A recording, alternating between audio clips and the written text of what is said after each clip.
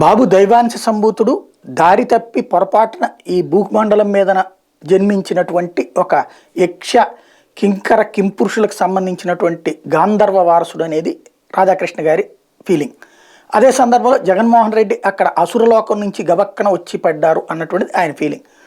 ఆయన ఫీలింగ్ని ప్రజల మీద రుద్దుతూ ఉంటుంటారు. ఆంధ్రప్రదేశ్ చంద్రబాబు టైంలో అద్భుతమైన అభివృద్ధి జరిగిపోయిందని నమ్మించాలని ప్రయత్నించారు. కాకపోతే ప్రజలకు తెలుసు కాబట్టి పోయింది.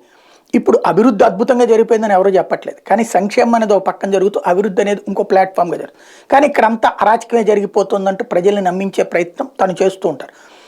పాజిటివ్ తేవడం సాధ్యం కాదు, కానీ నెగిటివ్ తేవడం సాధ్యమే. కాబట్టి ఆ నెగిటివ్ ద్వారా ఆయన సాధించేద్దాం అన్నటువంటి కోణం. అంటే చంద్రబాబు గొప్పోడని జనాలు నమ్మించడం కంటే జగన్ చెడ్డోడు కాబట్టి చంద్రబాబు బెటర్ అనేది నమ్మించే ప్రయత్నం చేస్తుంటారు.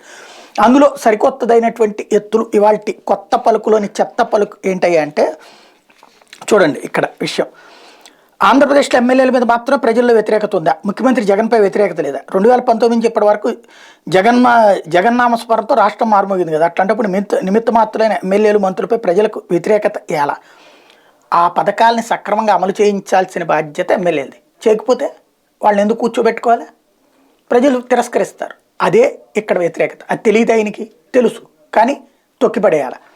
అదే సమయంలో జగన్ ముఖ్యమంత్రి కావాలని కోరుకునేవారు ఒకవైపు, రాష్ట్రం బాగుపడాలంటే జగన్ పోవాలని కోరుకున్నారు. ఇక్కడ చూడండి, రాష్ట్రం చంద్రబాబు వస్తే బాగుపడుతుందని కోరుకోవట్లా, రాష్ట్రం బాగుపడాలంటే జగన్ పోవాలని కోరుకునేవారు. అంటే మీరు అలా కోరుకోకపోతే రాష్ట్రం బాగుపడాలని కోరుకోవట్లేదని మిమ్మల్ని మిమ్మల్ని మాయలో పడేసేటటువంటి ప్రయత్నం.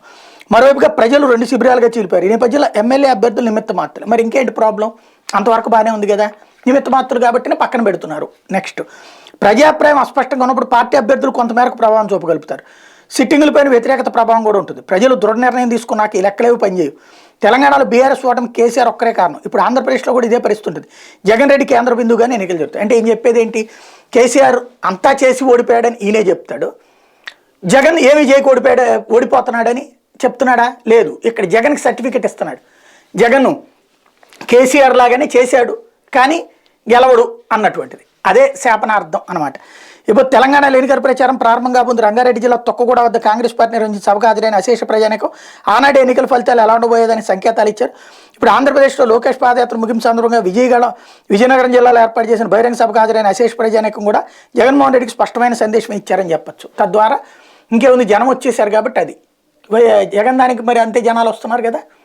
ఇక్కడ ఖాళీ కుర్చీలు చూపెడతారు, అక్కడ జనాలు ఎగబడింది చూపెడుతుంటారు. ఇది ఒక విచిత్రమైనటువంటి అంశం.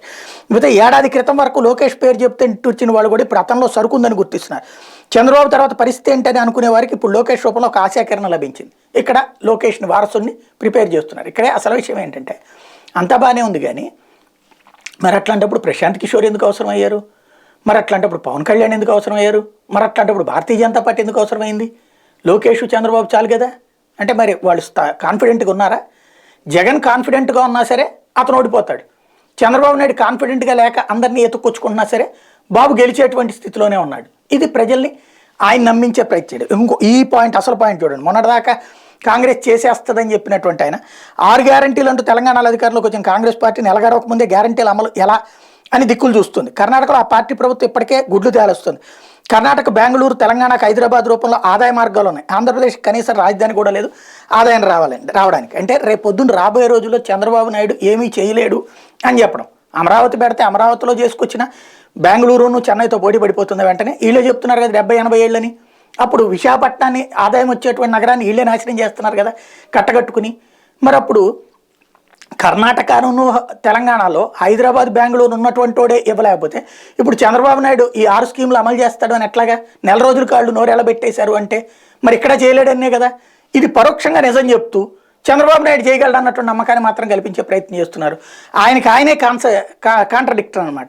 ఓ పక్కన నిజం తెలుసు ఆయనకి, రెండో పక్కన ఆ నిజాన్ని అబద్ధమని నమ్మించడం కోసం చెప్పేటువంటి ప్రయత్నంలో అపరిచితులు బయటకు వస్తుంటారు అనమాట.